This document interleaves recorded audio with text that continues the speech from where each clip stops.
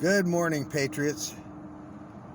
I think we're finally getting around to declassifications, and I think this is a really important procedure or process, whatever you want to call it, that we've been brought through on this. I could have never believed all that I know now if I hadn't seen it with my own two eyes. Been there way back in 2012 when things started popping for me, and built to a crescendo, during the 2016 election.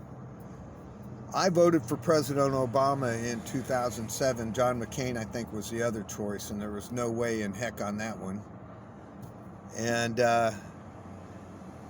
And for those of you who don't know, John McCain made himself what he is to me when I found out what really happened on the USS Forrestal when that horrible fire that killed over 585 sailors, how that all happened, and how McCain handled it. And that gave me to looking into his POW MIA days. I was still a huge fan until I guess it was 2003 that I started realizing that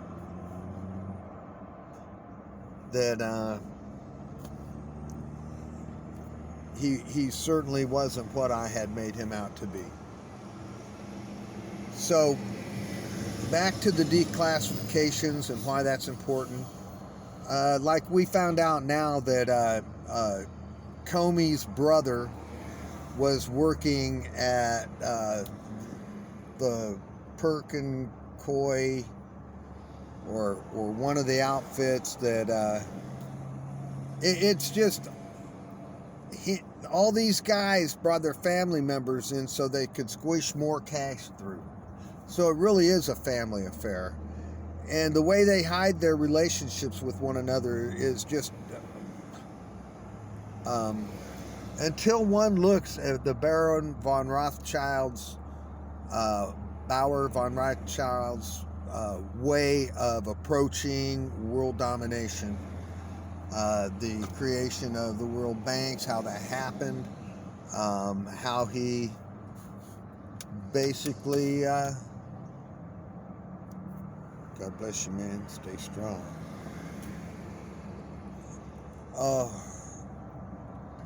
And the bragging that went back and forth between them that we could never know about until the internet.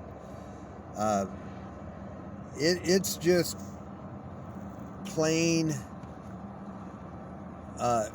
until you look at the amount of money, the way the money flows, how things go.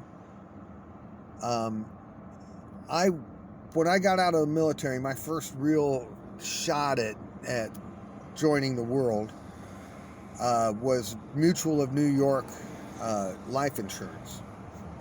And I do math in my head. I don't really think about it. I just start running numbers and scenarios, and it didn't take me long to figure out that the life insurance, the full life insurance policy, basically was just a giving you your own money back, because otherwise you couldn't sell it or save it. And if that's the truth, then it was a good thing, because your family would have been protected had you died, or if you died. And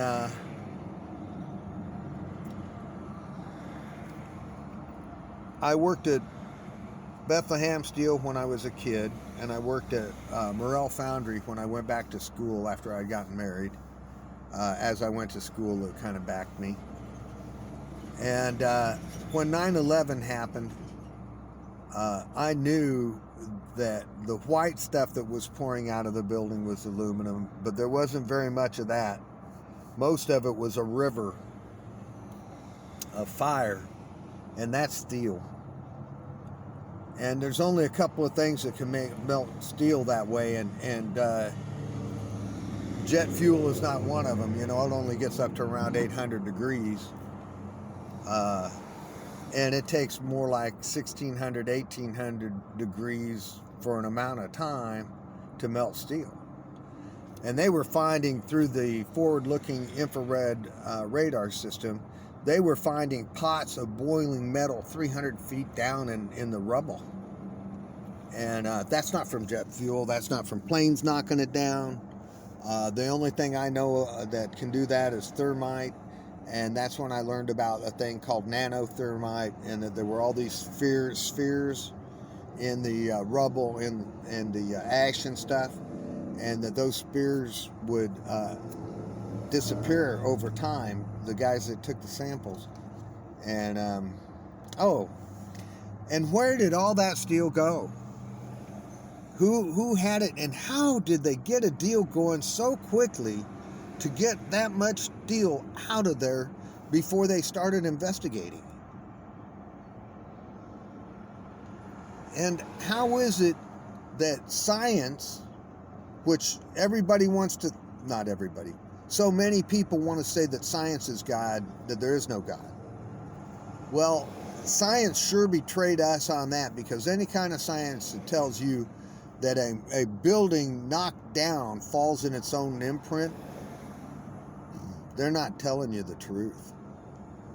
They're not even trying. So, how do they fund all this? How could they have all this money? Well, I knew that George H.W. Bush's payoff for Kennedy was basically Poppy.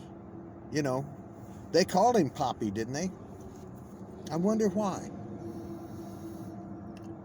And when you find out that the British controlled us all the way up until 1999, that there was a hidden this and a hidden that, there's a man out there named Russell J. Gould, G-O-U-L-D.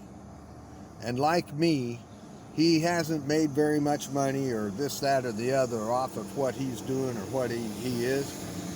But as far as I am concerned, I know that he loves God and our people, and, you know, the Father, the Son, and the Holy Ghost.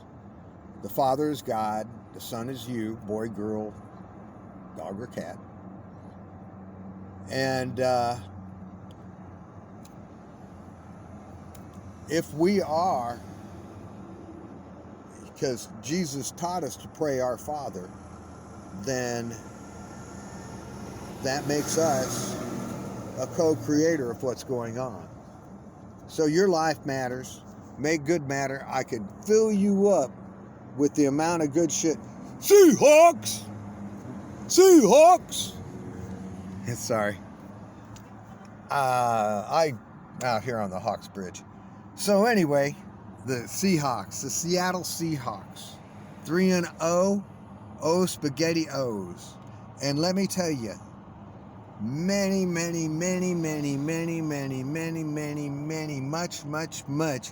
energy has been used by the enemy in trying to control all of these circumstances. And I'll tell you more just as soon as I can. Right now, you know, I'm kind of in trouble with both my bosses here on earth, both of the people that I look up to, and I think they're, you know, double SOBs just like me, you know. They're just doing their best, and they're none of the three of us that I know of have a lot of wiggle left in their commitment. We're all pretty dialed into our portion, I believe. So God bless you guys. Keep on keeping on. When the world knocks you down, and the world will knock you down, life will knock you down, take a good look around. Cleanse your soul with tears if they're needed. We never lose one another in the cycle of life. We keep running back up on each other, but these are the times that will echo in our forever. God bless you. Keep the faith. You know, whatever yours is with your higher power, and as long as it includes the gifts of the Spirit that I'm familiar with, you know. But there's some other guys out there that are going in a much different direction and seem to be more more clear of what their role in it is, that they don't have no choice. Much love, but we all do, because we can go back to our Father anytime we want. He loves us even when we don't love ourselves.